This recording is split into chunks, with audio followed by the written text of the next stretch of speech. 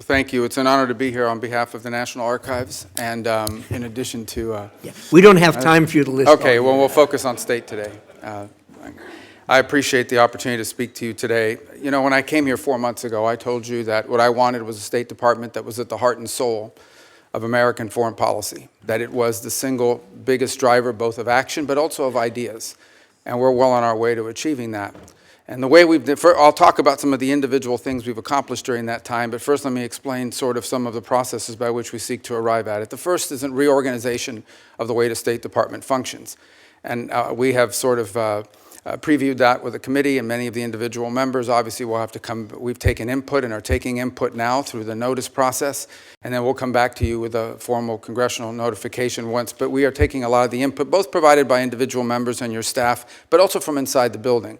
But if I could simplify, the goal is this, and that is... Yeah, all right, first.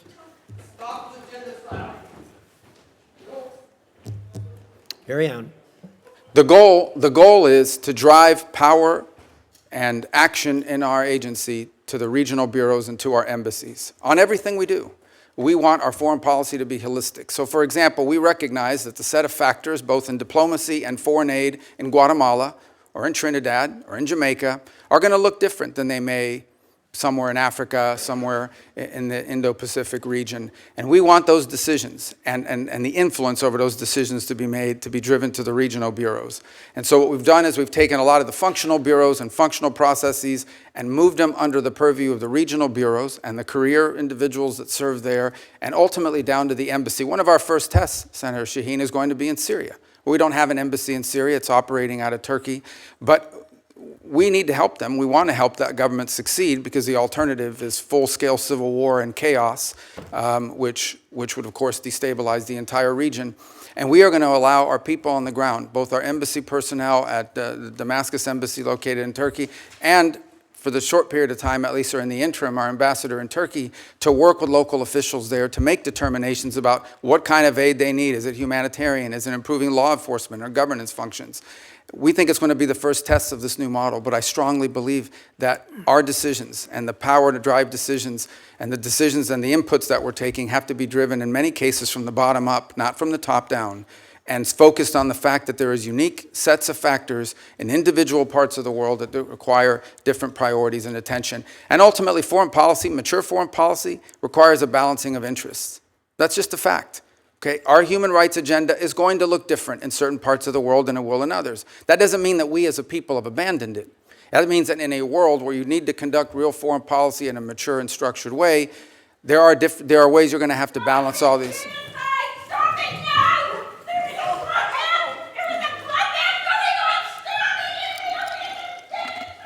Actually, Senator Rubio, we're making progress. There's protesting in English now.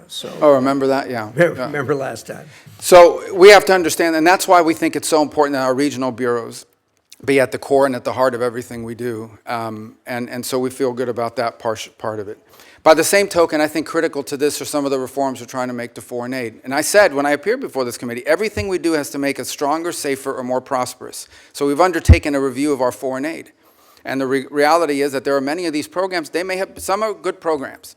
Some make all the sense in the world, and we wanted to pursue those programs. Go ahead. Some of these programs make all the sense in the world, but frankly, on the priority scale, perhaps other programs are more important. Others, frankly, made no sense at all.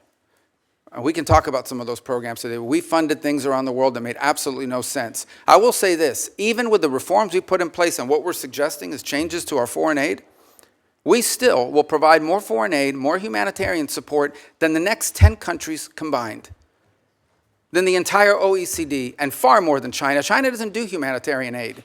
China does predatory lending. That's what Belt and Road Initiative is. That's what all of their aid. They have zero record of doing humanitarian aid in the world. And frankly, they don't know how to do it. They have no interest in doing it. What they're very good at is going into some country, making you a loan, and then holding that debt over your head. And that's what they continue doing. By the way, you have to hire a Chinese company to do it.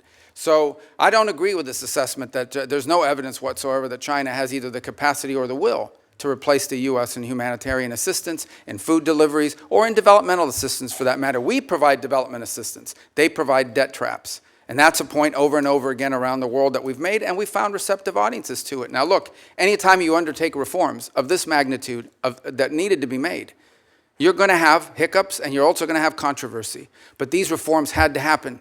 At USAID, 12 cents of every dollar was reaching the recipient. That means that in order for us to get aid to somebody, we had to spend all this other money supporting this foreign aid industrial complex.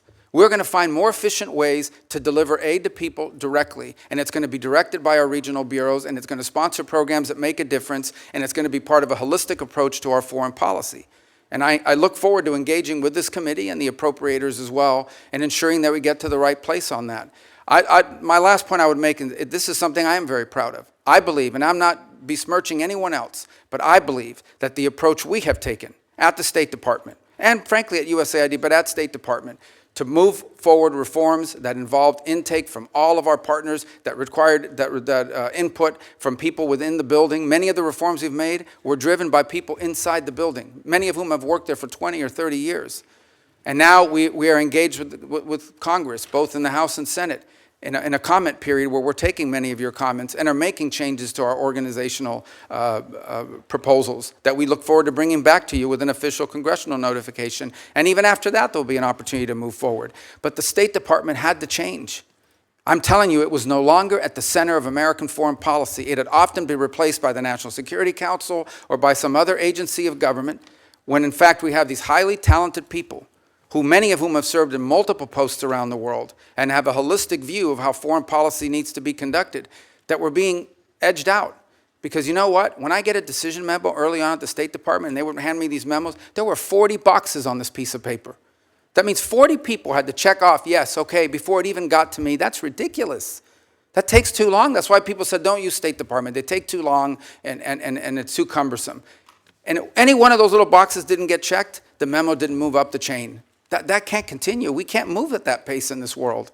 Events happen quickly, and we have to be able to move at the pace of relevance.